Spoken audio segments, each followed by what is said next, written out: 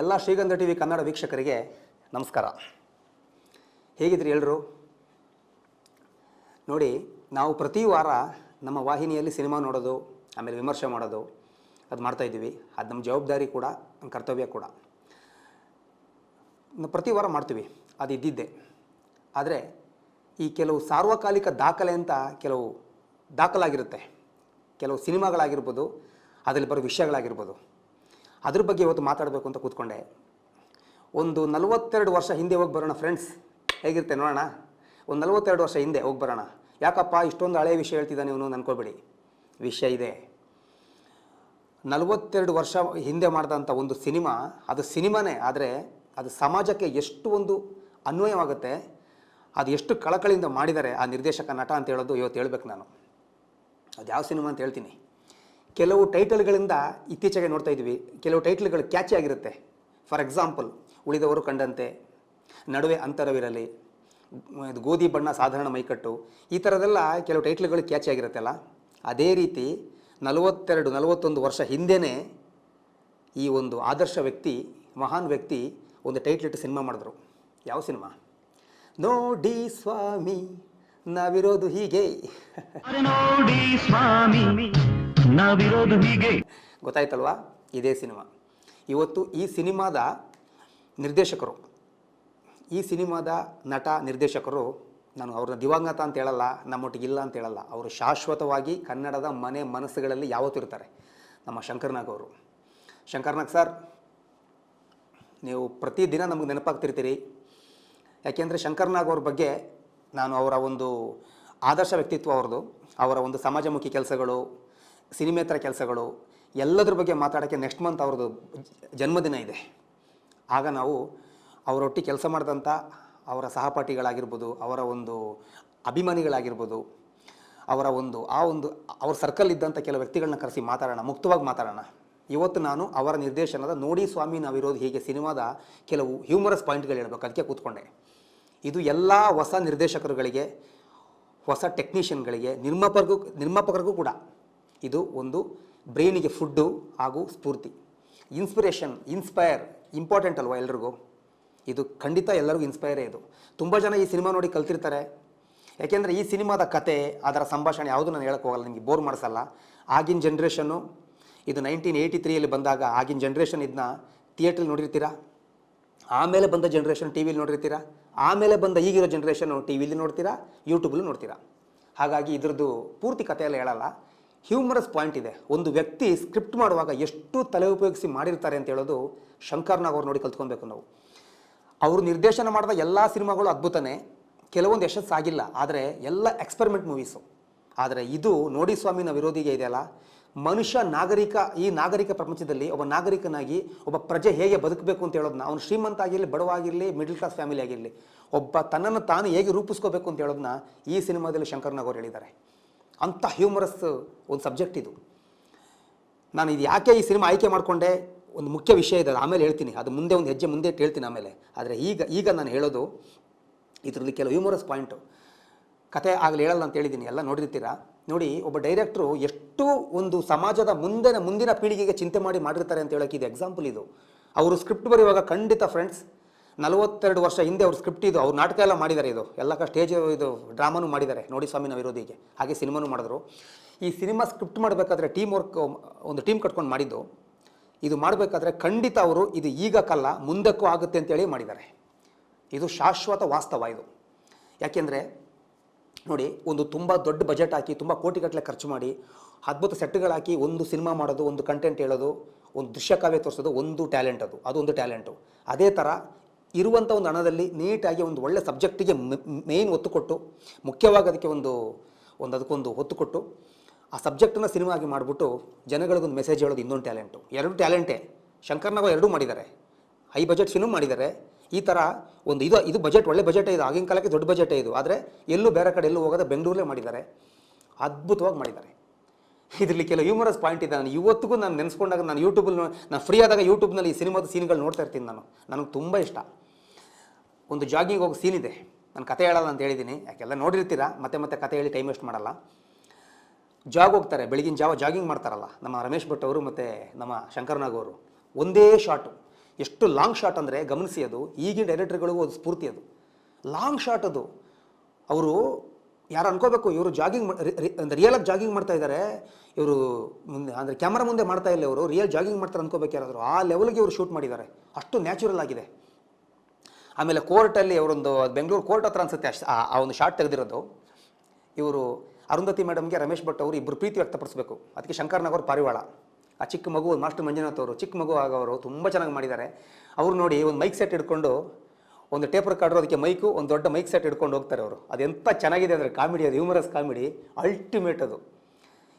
ಈಗಕ್ಕೂ ವಾಸ್ತವ ಅದು, ಇನ್ನು ಮುಂದಕ್ಕೂ ಕೂಡ ಅಪ್ಡೇಟೇ ಅದು.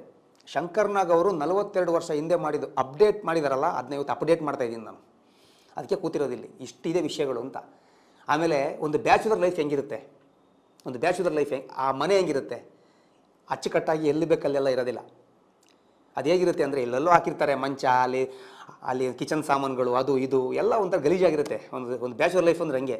ಅದು ಕರೆಕ್ಟಾಗಿ ಶೂಟ್ ಮಾಡಿ ಹಿಂಗೆ ಇದೆ ಅಂತ ತೋರಿಸಿದ್ದಾರೆ ಅವರು. ಅಲ್ಲಿ ರಮೇಶ್ ಭಟ್ ಅವರು ಬಂದಾಗ ಅವ್ರು ಕಾಫಿ ಬೇಕಾ ಟೀ ಬೇಕಂತ ಕೇಳ್ತಾರೆ. ಅವ್ರು ಕಾಫಿ ಅಂತ ಹೇಳಿದಾಗ ಅವರು ಒಂದು ಚಿಕ್ಕ ಬಕೆಟ್ಲಿ ಕಾಫಿ ತಂದು ಕೊಡ್ತಾರೆ. ಅದು ಎಷ್ಟು ಚೆನ್ನಾಗಿದೆ ಹ್ಯೂಮರಸ್ ಅಂದರೆ ಅಲ್ಟಿಮೇಟ್ ಅದು. ನೋಡಿ ಈಗಲೂ ಎಂಜಾಯ್ ಮಾಡ್ತಾ ಇದ್ದೀನಿ ನಾನು. ಅಂದರೆ ಈಗ ಸಂಸಾರಿಗಳ ಮನೆಗೆ ಹೋದರೆ ನೀಟಾಗಿ ಒಂದು ಕಾಫಿ ಮಗ್ಗಲ್ಲಿ ತಂದು ಕೊಡ್ತಾರಲ್ವ, ಇದ್ರಲ್ಲಿ ಹಂಗಲ್ಲ, ಒಂದು ಚಿಕ್ಕ ಬಕೆಟು ಅದರಲ್ಲಿ ಕಾಫಿ ಮಾಡಿಕೊಡ್ತಾರೆ ಅವರು. Bachelor life. ಆಮೇಲೆ ಸಿಗರೇಟ್ ಒಂದು ಹಚ್ಕೋ ಅಂತ ಹೇಳ್ತಾರೆ, ಸಿಗರೇಟ್ ಬೇಕಂತ ಕೇಳ್ತಾರೆ. ಆಮೇಲೆ ಸಿಗರೇಟ್ನ ಅವರು ಬಾಯಿಗೆ ಇಡ್ತಾರೆ. ಎಲ್ಲರೂ ಫ್ರೆಂಡ್ಸ್ಗೆ ಏನು ಮಾಡ್ತಾರೆ, ಒಂದು ಸಿಗರೇಟ್ನ ತೆಗೆದುಕೊಡ್ತಾರೆ, ಒಂದು ತಾನು ಇಟ್ಕೋತಾರೆ. ಇದ್ರಲ್ಲಿ ಹಂಗಲ್ಲ, 2 ಸಿಗರೇಟ್ ಬಾಯಿಗೆ ಇಡ್ತಾರೆ, ಇಟ್ಕೊಂಡು 2 ಕತ್ಸ್ಕೊಂಡು ಒಂದು ಅವರು ಕೊಡ್ತಾರೆ. ಹ್ಯೂಮರಸ್ಸು, ಅಲ್ಟಿಮೇಟ್ ಹ್ಯೂಮರಸ್ಸು. ಈ ಥರ ಪಾಯಿಂಟ್ಗಳು ಸೂಪರ್. ಅದರೊಟ್ಟಿಗೆ ಲೋಕನಾಥ್ ಅಂಕಲ್ದು ಕಾಮಿಡಿ ಮಾತುಗಳು. ಆಮೇಲೆ ಅವರು ಸಿನಿಮಾದಲ್ಲಿ ಅವ್ರ ಮಗಳಿಗೆ ಬೈತಾನೆ ಇರ್ತಾರೆ, ಯಾಕೆ ಮೂಲ ನಕ್ಷತ್ರ ಗಂಡು ಸಿಗಲ್ಲ ಅಂತ. ಅದೊಂದು ಒಳ್ಳೆ ಕಾಮಿಡಿಯಾಗಿ ಹೋಗುತ್ತೆ. ಇಲ್ಲಿ ರಮೇಶ್ ಭಟ್ ಅವ್ರದ್ದು, ಅರುಂಧತಿ ಮೇಡಮ್ದು, ಲೋಕನಾಥ್ ಅವ್ರದ್ದೆಲ್ಲ ಪರದಾಟಗಳಿದ್ರು ಕೂಡ, ಒಂಥರ ಬೇಜಾರಿದ್ರು ಕೂಡ ಅಲ್ಲಿ ಕಾಮಿಡಿಯಾಗಿ ಹೋಗ್ತಿರುತ್ತೆ ಸೀನ್ಗಳು. ಅದು ಸಖತ್ತಾಗಿದೆ ಅದು. ಆಮೇಲೆ ಕಮನಿಧರನ್ ಅವರು ಹೀರೋಯಿನ್ ತಾಯಿ ಪಾತ್ರ ಮಾಡಿದವರು, ಈ ಥರದ್ದು. ಆಮೇಲೆ ನಮ್ಮ ರಮೇಶ್ ಭಟ್ ಅವ್ರನ್ನ ಮದುವೆ ಆದಮೇಲೆ ಫಸ್ಟ್ ಇರುವಂಥ ಪ್ರೀತಿ, ಆಮೇಲೆ ಆ ಪ್ರೀತಿ ಹೋಗ್ತಾ ಕಡಿಮೆ ಆಗೋದು, ಇದು ರಿಯಲಾಗಿ ಆಗುತ್ತೆ ಅಲ್ವ ಎಲ್ಲರ ಮನೇಲೂ. ಹಾಲ್ನವ್ರು ಬಂದಾಗ ಇವರು ಇಬ್ಬರು ಕಾಂಪಿಟೇಷನು, ನಾನು ತಗೋಬೇಕು ಅಂತ ಆ ಸೀನ್ಗಳಾಗಿರ್ಬೋದು, ಅವೆಲ್ಲ ಅಲ್ಟಿಮೇಟು. ನೋಡಿ ಎಷ್ಟು ಅಡ್ವಾನ್ಸ್ ಆಗಿ ಮಾಡಿದ್ದಾರೆ ಅಂತ ಈಗಲೂ ಹೊಂದುತ್ತೆ ಅದು ಈಗಲೂ ಹೊಂದುತ್ತೆ. ಕೆಲವು ಭಾವನಾತ್ಮಕ ವಿಷಯಗಳು ಇದೆ ಇಲ್ಲಿ ಕೇವಲ ಕಾಮಿಡಿ ಇಲ್ಲ. First half full humorous comedy, second half full ಸೆಂಟಿಮೆಂಟಾಗಿ ಹೋಗುತ್ತೆ. ಅನಂತ್ನಾಗ್ ಅವರು, ಲಕ್ಷ್ಮಿ ಅವರು, ಅದ್ಭುತ ಆ್ಯಕ್ಟಿಂಗ್ ಇದರಲ್ಲಿ. ಶಂಕರ್ ನಾಗ್ ಅವರು ಎಷ್ಟು ಚೆನ್ನಾಗಿದೆ ಡೈರೆಕ್ಷನ್ ಮಾಡಿದ್ದಾರೆ ಅಂದರೆ, ಆಗಿನ ಬೆಂಗಳೂರು ನೋಡಬೇಕು ಅಂದರೆ ಸಿನಿಮಾ ನೋಡಬೇಕು ನೀವು. ಆಗಿನ ಬೆಂಗಳೂರು ಸಿಟಿ ಬಸ್ಸು, ಆ ಕೆಂಪು ಬಸ್ಸುಗಳು, ಆಗಿನ ಕಾರುಗಳು, ಆಟೋಗಳು, ಆಗಿನ ಸಿಟಿ, ಈ ಕಾರ್ಪೊರೇಷನ್ ಸರ್ಕಲ್ಲು, ಮೆಜೆಸ್ಟಿಕ್ಕು, ವಿಧಾನಸೌಧ ಎಲ್ಲ ಹೇಗಿತ್ತು ಆವಾಗ, ಆ ಒಂದು ಪರಿಸರ ಹೆಂಗಿತ್ತು ಅಂತ ನೋಡಬೇಕು ಈ ಸಿನಿಮಾನ. 42 ವರ್ಷ ಹಿಂದೆ ಹೋಗಿ ಬರಬೇಕು ನೀವು ನೋಡಬೇಕಾದ್ರೆ.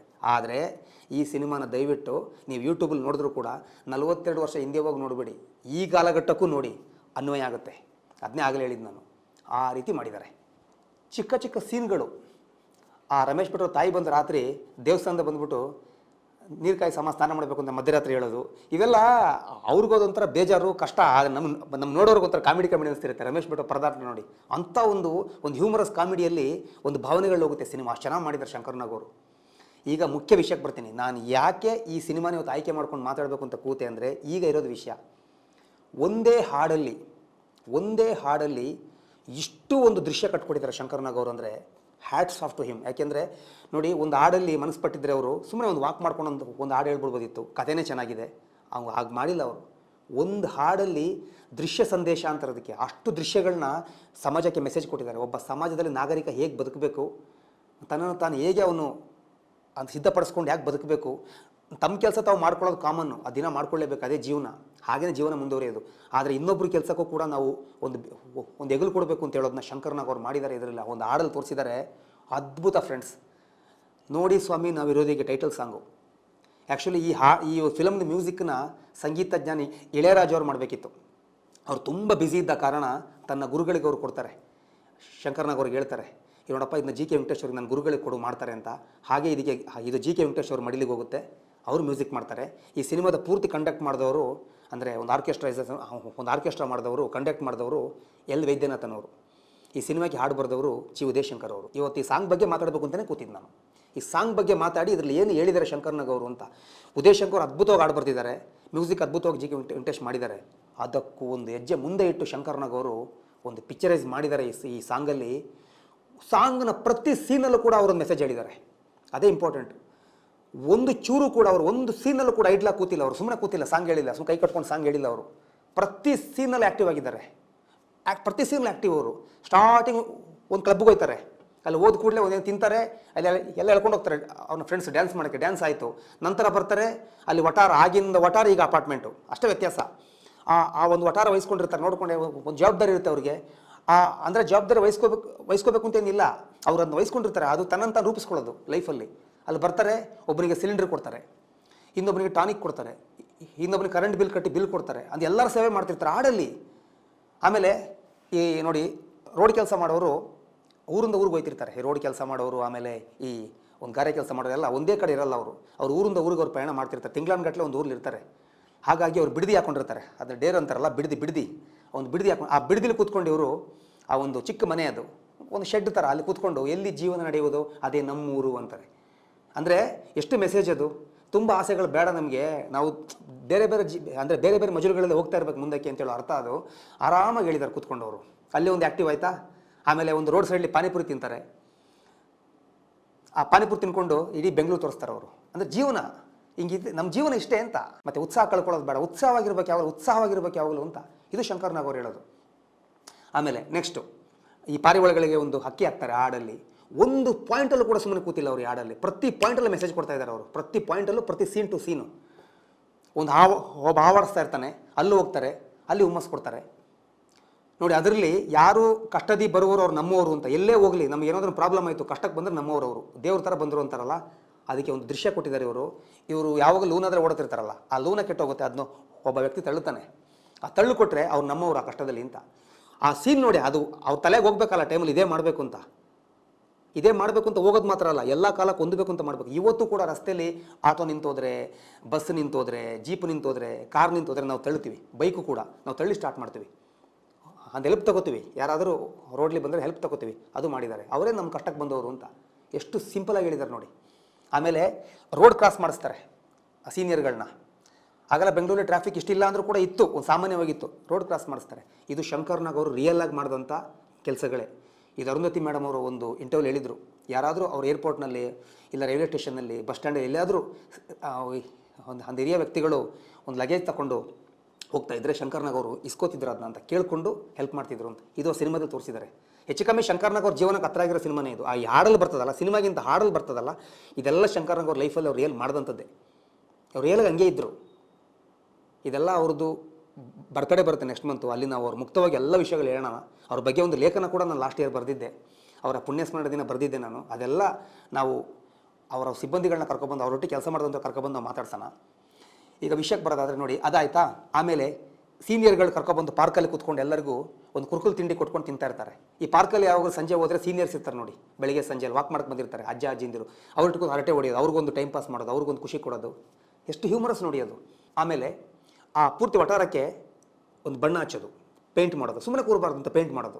ಅಂದರೆ ಹಾಡಲ್ಲಿ ಇರೋವಂಥ ಪದಗಳಿಗೆ ರೂಪ ಕೊಟ್ಟೋದು ಹೀಗೆ, ಬೇರೆ ಏನು ಬೇಕಾದ್ರೂ ಕೊಡ್ಬೋದಿತ್ತು, ಅವ್ರು ಹೀಗೇನೆ ಕೊಟ್ಟರು, ಎಲ್ಲ ಕಾಲಕ್ಕೆ ಹೊಂದಬೇಕು ಅಂತ. ಆಮೇಲೆ ಚಾವಣಿ, ಮನೆ ಮೇಲೆ ಹಂಚು ಅಂತಾರೆ, ಹಂಚು ಚೇಂಜ್ ಮಾಡೋದು, ಸುಮ್ಮನೆ ಕ್ರಿಕೆಟ್ ಆಡೋದು. ಆ ಚಿಕ್ಕ ಒಂದು ನಲ್ಲಿ ಇದೆ, ಆ ನಲ್ಲಿಯಲ್ಲಿ ಸ್ನಾನ ಮಾಡೋದು, ಆ ಪುಟ್ಟು ಮಗುವಿಗೆ ಸ್ನಾನ ಮಾಡಿಸೋದು ಮಾಸ್ಟರ್ ಮಂಜುನಾಥ್ ಅವರಿಗೆ. ಎಷ್ಟು ಚೆನ್ನಾಗಿದೆ, ಅಲ್ಲಿ ಕಾಮಿಡಿ ಸೀನ್ ಇಟ್ಟಿದ್ದಾರೆ. ಅದಕ್ಕಿಂತ ಮುಖ್ಯವಾಗಿ ನೋಡಿ, ಇದು ನಾನು ತುಂಬ ಒಂದು ಖುಷಿಯಿಂದ ಹೇಳ್ತೀನಿ, ಅವರು ಯಾವ ಥರ ಆ್ಯಕ್ಟಿವ್ ಆಗಿ ಲೈಫಲ್ಲಿ ಇದ್ದರು ಅಂತ ಹೇಳೋದು ಸಿನಿಮಾದಲ್ಲೇ ತೋರಿಸಿದ್ದಾರೆ ಅವರು. ಎಷ್ಟು ಖುಷಿ ಆಗುತ್ತೆ ಅಂದರೆ ನೋಡಿ, ಒಂದು ಬೆಂಗಳೂರಿನಲ್ಲಿ ಸಿಟಿ ಬಸ್, ಆವಾಗ ರೆಡ್ ಬಸ್ಸು, ಕೊನೆಗೆ ಅವರೊಂದು ಮಾತು ಹೇಳ್ತಾರೆ, ಈ ಬದುಕು ಸಾಗೋ ರೀತಿ ಹೀಗೆ ಅಂತ ಹೇಳ್ತಾರೆ. ಅವ್ರು ಆಗ ನೋಡಿ, ಅವರು ಡೋರ್ ನಿಂತ್ಕೊಂಡು ಹೋಗ್ತಾರೆ, ಅದು ಅರ್ಥ ಮಾಡ್ಕೋಬೇಕು ಶಾರ್ಟ್ ಅದು. ಆ ಬಸ್ ಹೋಗ್ತಾ ಇದೆ, ರಶ್ ಇದೆ, ಮೇಲೆ ಹತ್ತಂಗಿಲ್ಲ, ಕೆಳಗೆ ಇಳಿಯಂಗಿಲ್ಲ, ಕೆಳಗಿದೆ ಬಿದ್ದೋಗ್ತೀವಿ, ಮೇಲೆ ಹತ್ತಕ್ಕಾಗಲ್ಲ. ಲೈಫ್ ಹೀಗೆ ಸಾಗ್ತಿರುತ್ತೆ ಅಂತ. ಕಷ್ಟ ಸುಖ ಎರಡೂ ಇರ್ತದೆ ಲೈಫಲ್ಲಿ, ಫೇಸ್ ಮಾಡ್ಕೊಂಡೇ ಹೋಗಬೇಕು ಅಂತೇಳಿ ಶಾರ್ಟ್ಲಿ ತೋರಿಸಿದ್ದಾರೆ ಅವರು. ನೀವು ಗಮನಿಸಿ, ಹಾಡಲ್ಲಿ ಆರಾಮಾಗಿ ಹೇಳ್ತಾರೆ, ಈ ಬದುಕು ಸಾಗೋ ರೀತಿ ಹೀಗೆ ಅಂತ ಹಿಂಗೆ ಹೋಗ್ತಾರೆ. ಆದರೆ ಅದು ನಿಜವಾಗಲೂ ಅರ್ಥ ಇದೆ ಅದರಲ್ಲಿ. ನಾವು ಹತ್ತಕ್ಕೂ ಆಗಲ್ಲ, ಇಳಿಯೋಕ್ಕೂ ಆಗಲ್ಲ, ಹಿಂಗಿದ್ದೀವಿ ಲೈಫಲ್ಲಿ, ಫೇಸ್ ಮಾಡ್ತಾನೆ ಹೋಗಬೇಕು, ಉತ್ಸಾಹ ಕಳ್ಕೊಬಾರ್ದು, ಖುಷಿಯಾಗಿರಬೇಕು ಅಂತ ಅರ್ಥ ಅದು. ಈ ಬದುಕು ಸಾಗೋ ರೀತಿ. ಆಮೇಲೆ ಕಳ್ಳ ಪೊಲೀಸ್ ಇಬ್ಬರನ್ನ ಕರ್ಕೊಬಂದು ಒಂದು ಬುದ್ಧಿ ಹೇಳೋ ಥರ. ಆಮೇಲೆ ಮಕ್ಕಳು ಜಗಳ ಮಾಡ್ತಿರ್ತಾರೆ, ಆ ಮಕ್ಕಳನ್ನ ಜಗಳ ಬಿಡಿಸೋದು, ಜಗಳ ಇಬ್ಬರನ್ನ ಬಿಡಿಸಿ ಸಡನ್ ಒಂದು ಬುಗುರಿ ತೆಗೆದು ಹಿಂಗೆ ಇಡ್ತಾರೆ. ಹಿಂಗೆ ಆ ಮಕ್ಕಳನ್ನ ಜಗಳ ಬಿಡಿಸಿ ಸಡನ್ ಬುಗುರಿ ತೆಗೆದು ಹಿಂಗೆ ಇಡ್ತಾರೆ. ಬುಗುರಿ ಅದು ತಿರುಗುತ್ತೆ, ಎಷ್ಟು ಚೆನ್ನಾಗಿದೆ ನೋಡಿ ಮೆಸೇಜ್ ಅದು. ಆಮೇಲೆ ರಾಮಕೃಷ್ಣ ಹೆಗಡೆ ಅವ್ರನ್ನ ಚಿಕ್ಕದಾಗಿ ಒಂದು ಪ್ರಮೋಟ್ ಮಾಡಿದ್ದಾರೆ, ಭಾರಿ ಅದು ಸಖತ್ ಬ್ರೈನಿ ಅದು ನೋಡಿ. ರಾಮಕೃಷ್ಣ ಹೆಗಡೆ ಅವ್ರದ್ದು ಒಂದು ಫೋಟೋ ಇರುತ್ತೆ ಅಲ್ಲಿ, ಒಂದು ಅರ್ಧೋಗಿದ್ದು ವಾಲ್ ಪೋಸ್ಟು, ಅಲ್ಲಿ ಸುಮ್ಮನೆ ಹಿಂಗೆ ಒಂದು ಶಾರ್ಟ್ ತೆಗೆದಿದ್ದಾರೆ. ಅದು ರಾಮಕೃಷ್ಣ ಹೆಗಡೆ ಅವರ ಒಂದು ರಾಜಕೀಯ ಒಂದು ಜೀವನಕ್ಕೆ ತುಂಬ ಹತ್ತಿರವಾಗಿದ್ದರು. ಶಂಕರ್ ನಾಗ್, ಅನಂತ್ ನಾಗ್ ಅವರು ಇಬ್ಬರು ಇದ್ದರು. ಅದೊಂದು ಇನ್ನೊಂದು ವಿಷಯ ಹೇಳಬೇಕು, ನನ್ನ ಮನಸ್ಸು ಕೇಳ್ತಿಲ್ಲ, ಹೇಳ್ಬಿಡ್ತೀನಿ.